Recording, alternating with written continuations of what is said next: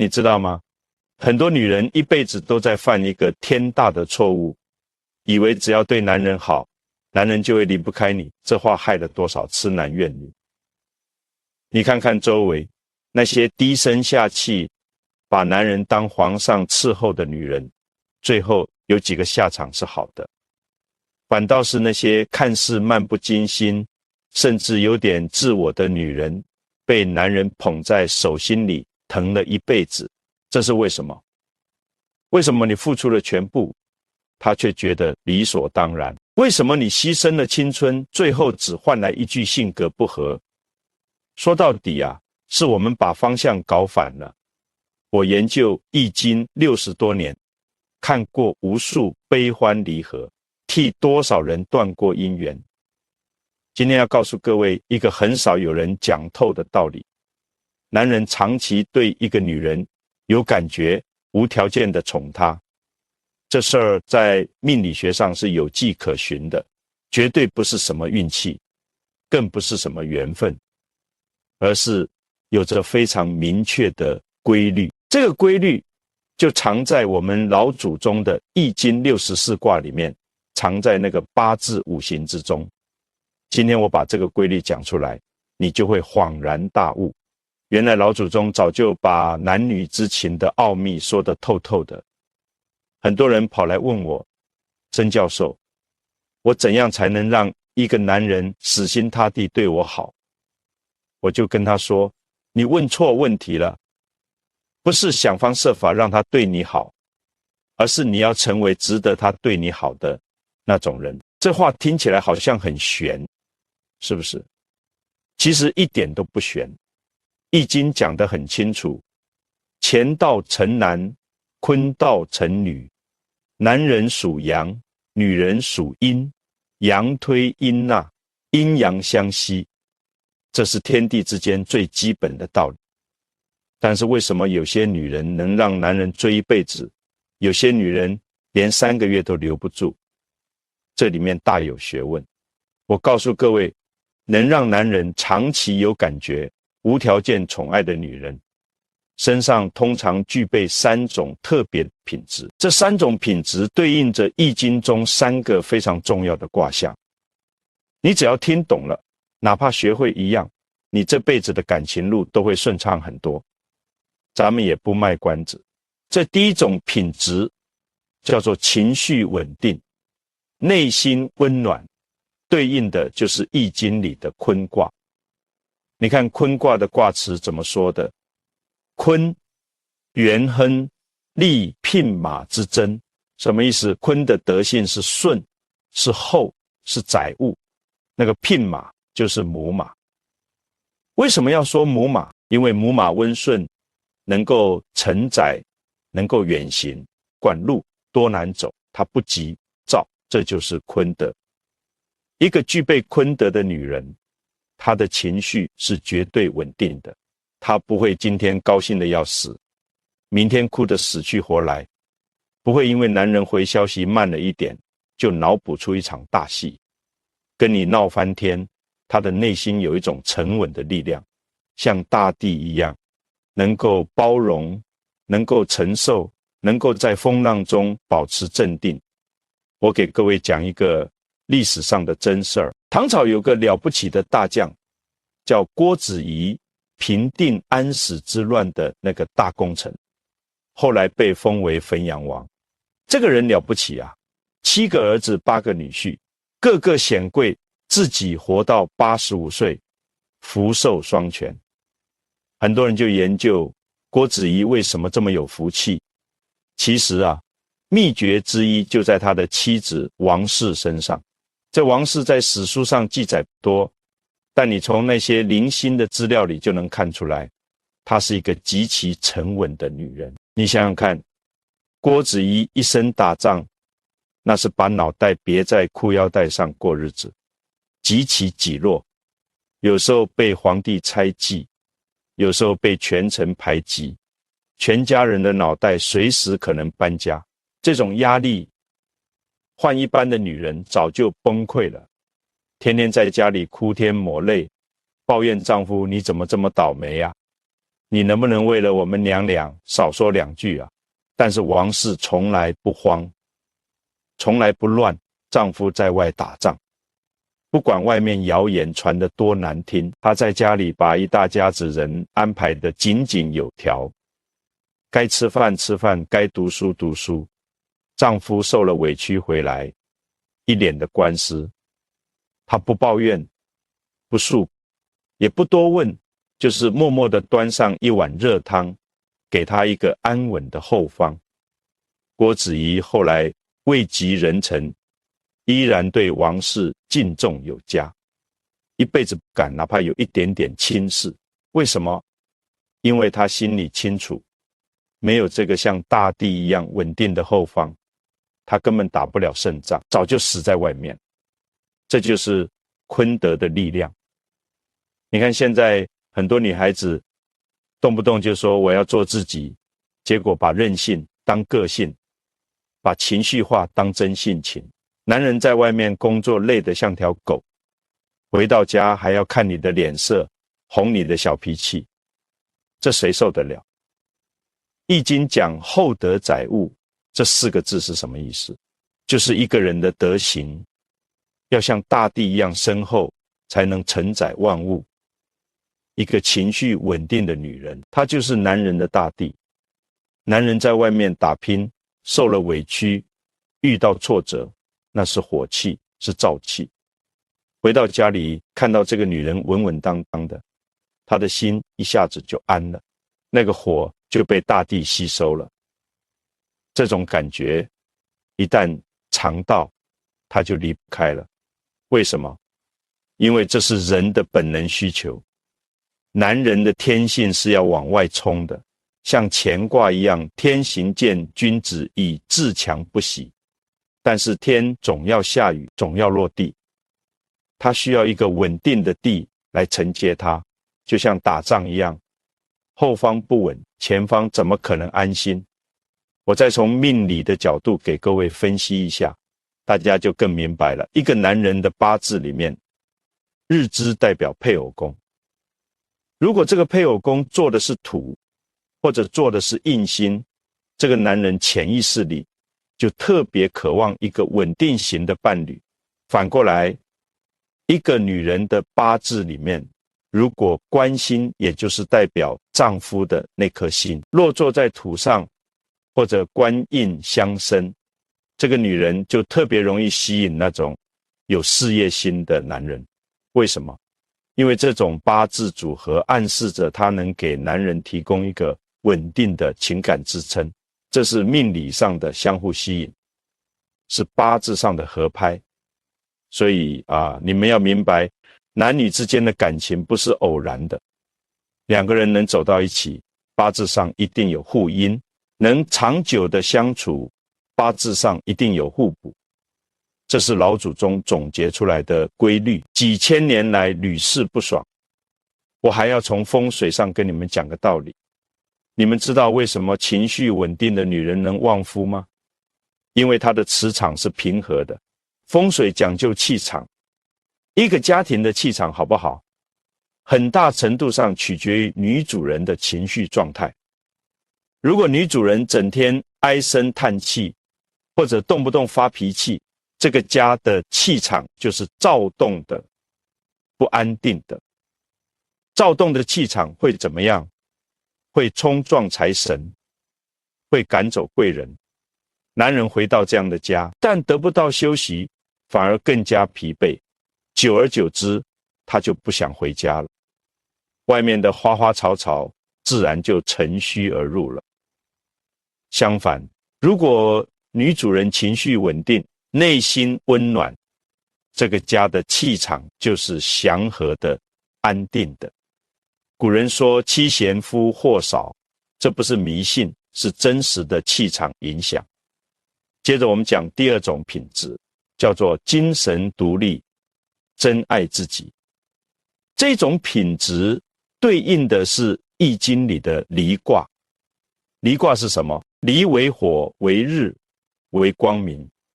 离卦的象是外柔内刚。你看火，外面的焰星是热的，但它是虚的，它需要附着在物体上燃烧，但它本身有光。一个精神独立的女人，她就像离卦一样，有自己的光芒，她不是靠别人的光来照亮自己，她自己就是光源。这种女人有什么特点？她有自己的想法，有自己的追求，有自己的世界。她不会把全部的喜怒哀乐都寄托在男人身上。她爱你，但是她不依赖你。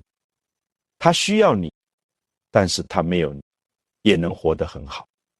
这种女人反而最能吸引男人长久的倾心。为什么？道理很简单，你想想看，如果一个女人整天围着你转，你说什么她都听，你做什么她都依着你，像个保姆一样，时间长了你会怎么样？你会厌烦。为什么？因为她没有自己的价值，她的存在完全依附于你，你根本不需要付出什么，就能得到她全部的关注。人性就是这样，太容易得到的东西，永远不会珍惜。咱们讲个故事，汉朝有个奇女子叫卓文君，大家都听过凤求凰吧？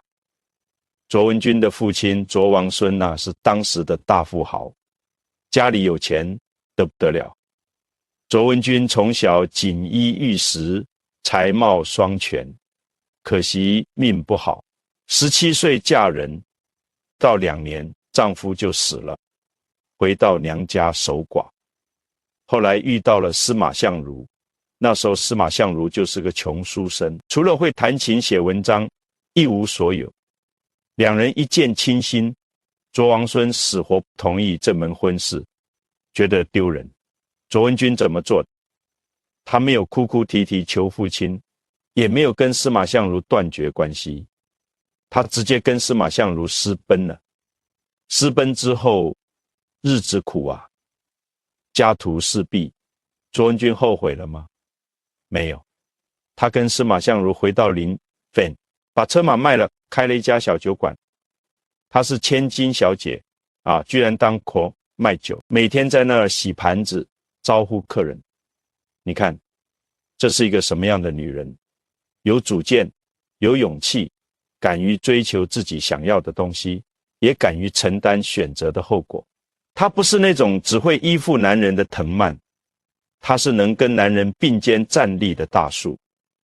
后来司马相如功成名就了，到了京城被皇帝赏识，心就开始花了。想纳妾，卓文君知道后，写了一首白头吟给他。文君有2意，故来相决绝，愿得一心人，白首不相离。后面还有那首著名的数字诗，司马相如看了之后羞愧不已，立马打消了纳妾的念头，亲自把卓文君接回京城，从此白头偕老。这说明什么？说明卓文君在这段感情中是有分量的，她是那个能跟司马相如精神对话的人，她不是那种可以随便对待的女人。司马相如知道她的价值，所以不敢轻易失去她。从风水的角度来讲，这叫明堂开阔。风水里面讲究明堂。什么是明堂？就是一个人眼前的空间代表一个人的格局和视野。明堂开阔的人，格局大，眼界宽，不会被家长里短的小事困住。一个精神独立的女人，她的明堂是开阔的，她有自己的天地，不会把全部的注意力都放在一个男人身上，整天查岗翻手机。这种女人待在家里，家里的气场也会跟着开阔起来。男人跟这种女人在一起，会觉得有成长的空间，不会觉得被束缚。我再从八字的角度来讲一下这种女人的特征。八字里面有一种格局叫食神制杀。什么意思？7杀代表压力，代表困难，代表外来的挑战，也代表那种霸道的男人。食神代表才华，代表灵气，代表自我表达。食神制杀就是用自己的才华和能力去化解外来压力。有这种格局的女人，天生就有独立本领，她们不怕困难，遇到问题自己能解决，她们有一种天生的自信，知道自己的价值。还有一种格局叫三官配印，三官代表叛逆，代表创新，代表不走寻常路，印星代表涵养，代表学识，代表内在的修养。三官配印就是把叛逆和创新用学识和修养来引导。有这种格局的女人，既有自己的主见，又不会过于偏激，她们能独立思考，又能包容不同的意见。这种格局的女人往往能在事业上有所成就，就像班昭一样，续写《汉书》，教导皇后，那个格局多大。所以精神独立是好的，但独立不等于强势，不等于跟人对着干。真正的独立是内心强大，外表柔和。你看离卦的卦辞，离，力争，亨，去，聘，牛，吉，又提到母牛了。母牛的特性是柔顺，用柔顺来驾驭火的能量，火才能发挥正面的作用。这告诉我们什么？要有自己的主见，但不咄咄逼人，能坚持自己的立场，但也懂得尊重别人。这种柔中带刚的独立，才是最高级的独立。最后，我们讲第三种品质，叫做懂得生活、家庭和睦。这种品质对应的是《易经》里的家人卦。你们去看《易经》第37卦家人卦，卦辞怎么说的？家人利女贞，什么意思？家庭的和睦，女人起着关键作用。易经说得很清楚，女正位乎内，男正位乎外，男女正，天地之大义也。女人在内，男人在外，各司其职，各安其位，这是天地之间的大道理。注意啊，这里说的内，不是说女人只能待在家里洗衣服、做饭，不能出去工作，那是曲解。这里的内是指女人对家庭内部氛围、对情感核心的影响力更大。一个家庭的内部氛围，很大程度上取决于女主人。她如果懂得生活，懂得营造温馨的家庭氛围，这个家就会兴旺。她如果不懂得生活，整天怨天尤人，家里冷冰冰的或者乱糟糟，这个家就会衰败。这是老祖宗总结出来的规律，绝对不是歧视女性，相反，这是对女性重要性的高度肯定。什么叫懂得生活？就是能在平凡的日子里发现乐趣，能把普通的事情做出仪式感，能让家里充满温暖和生机。这种能力不是每个女人都有的。我再给各位讲个例子，北宋大名鼎鼎的司马光，那是宰相，写《资治通鉴》的那个，他的妻子张氏，就是一个典型的懂得生活、善于持家的女人。司马光一生清廉，说实话，那时候当官如果贪污，俸禄也就够养家糊口，谈不上多富裕。但司马光家里从来不嫌寒酸，为什么？因为张氏太会过日子。有一次，司马光要宴请客人，家里实在没有好酒了，怎么办？张氏不声不响，把自己的首饰当了，换来好酒好菜招待客人。客人走后，司马光才知道这件事，感动得不得了。张氏这个人不爱攀比，不慕虚荣，但他把家里打理得井井有条。司马光写《资治通鉴》的时候，常常废寝忘食，张氏就在旁边照顾他的起居。冬天生火，夏天扇扇子，她从不抱怨丈夫不挣大钱，不抱怨自己日子过得苦，她知道丈夫在做一件有意义的事情，她愿意支持他。你看，这就是一个懂得生活的女人。她不需要锦衣玉食，不需要奢华排场，但她能把任何条件下的生活都过得体面、温馨。这种能力是男人非常看重的，因为男人在外面打拼已经够累了，又是勾心斗角，又是业绩压力，他回到家里想要的是什么？是放松，是舒适，是温暖，是一口热乎饭，是一张干净的床。如果家里乱糟糟的，吃的也不好，环境也不舒服，他回来只会更累。这种家他不想待，能躲就躲。相反，如果家里整整齐齐，饭菜可口，气氛温馨，他回来就能身心放松。这种家他舍不得离开，外面再精彩他也想赶回来。我再从风水的角度讲讲，风水里面有一句话叫女主内，内主财。什么意思？家里的财运很大程度上取决于女主人对内的经营。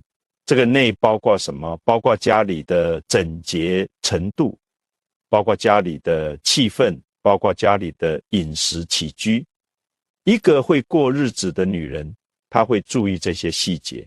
家里东西放得整整齐齐，该扔的扔，该留的留，气场流通，饭菜做得有营养有味道，家里人吃得舒服，身体好，家里的气氛是和睦的，没有争吵，没有怨气，大家都很开心。这样的家，风水能差吗？不可能差，因为好的风水本质上就是好气场。好的气场来自于好的生活状态。一个懂得生活的女人，她就是家里的风水大师。她不需要懂什么理气，什么玄空，她凭本能就知道怎样让家里舒服。这种本能比任何风水师都管用。我再讲一个命理上的道理。男人的八字里面，正财代表妻子，也代表正常的收入。如果一个男人的八字正财得力，日主能担得住财，这个男人通常能娶到一个会过日子的好妻子。有了这个好妻子，他的财运也会跟着好起来。为什么？因为这个妻子会帮他理财，会帮他省钱，会帮他把家庭的财务安排得明明白白。他在外面挣的钱，回到家里不会乱花，能够积累起来，时间长了，家里自然越来越富裕。这就是妻财的道理。妻子和财运是连在一起。你娶一个不会过日子的老婆，挣再多钱也存不住，全是窟窿。你娶一个会过日子的老婆，哪怕挣得不多，日子也能过得红红火火。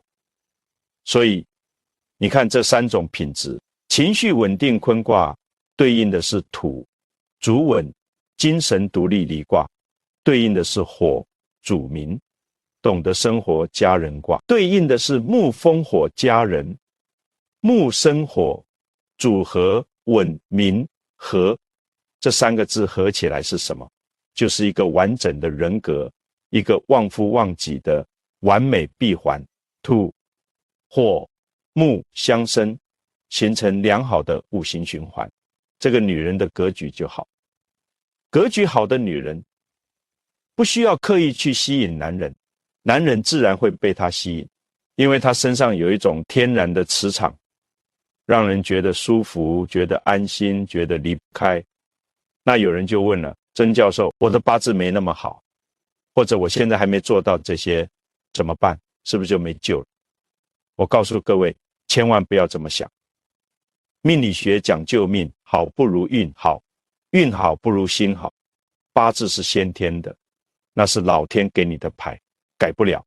但心态是后天，是你怎么打这副牌，这个完全可以修炼。一个八字不太好的女人，如果他能注意修炼自己的心性，培养这3种品质，他的人生一样可以很精彩。怎么修炼？我给各位几条实在的建议，不用花钱，只要用心就能做到。第一，修炼情绪稳定，从控制反应开始。什么叫控制反应？就是遇到事情，不要像炮仗一样，点就着。先停一停，数3个数，深呼吸一下。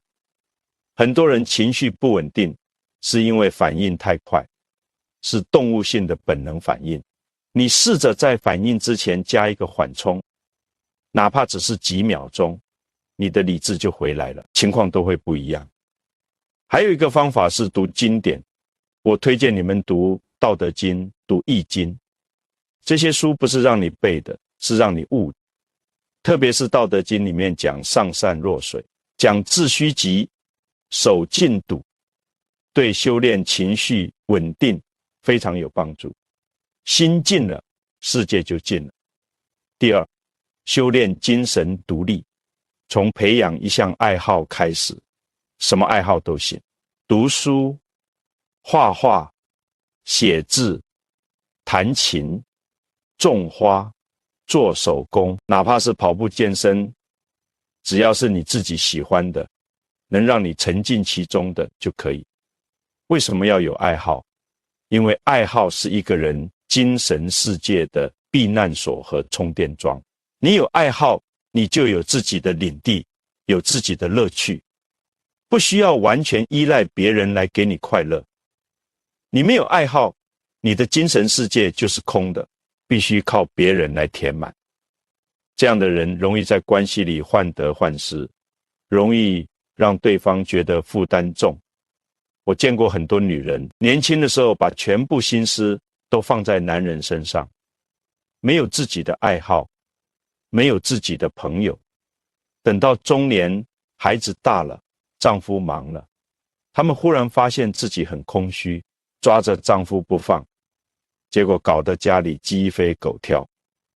所以我奉劝各位女同胞，不管多忙，一定要有自己的爱好，一定要保持自己的精神世界，这是对自己最好的保护。第三，修炼懂得生活，从注重细节开始。什么叫注重细节？就是把每一件小事都做好。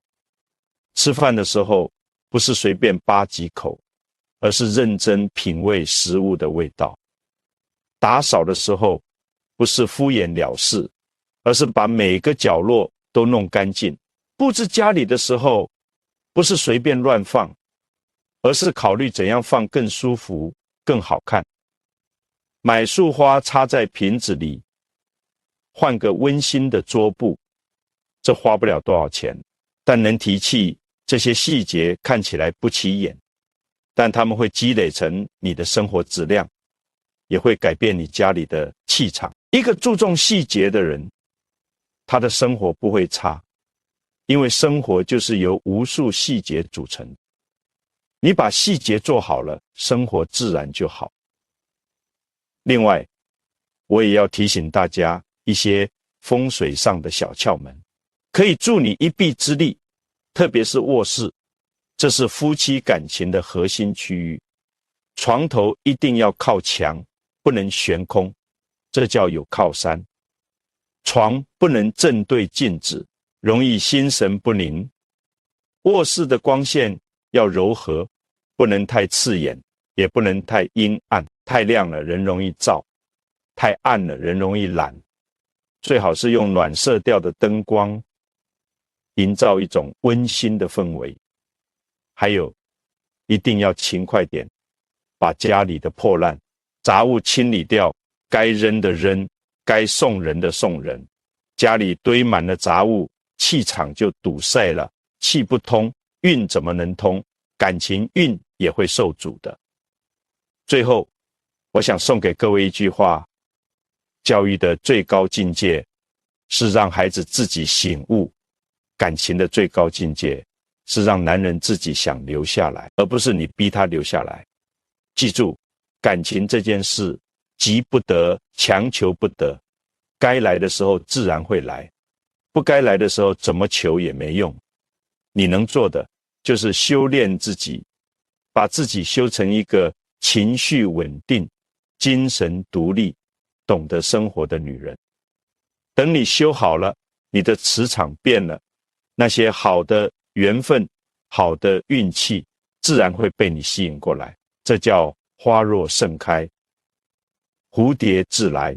你若精彩，天自安排。这就是易经里说的时的道理。时止则止，时行则行，动静不失其时，其道光明。懂得等待，懂得时机，懂得修炼，这是人生最重要的智慧之一。所以别再问他为什么不爱我，去问问自己，我哪里还不够好。当你开始向内求，当你开始爱自己，你会发现全世界都在开始爱你，这才是真正的大智慧。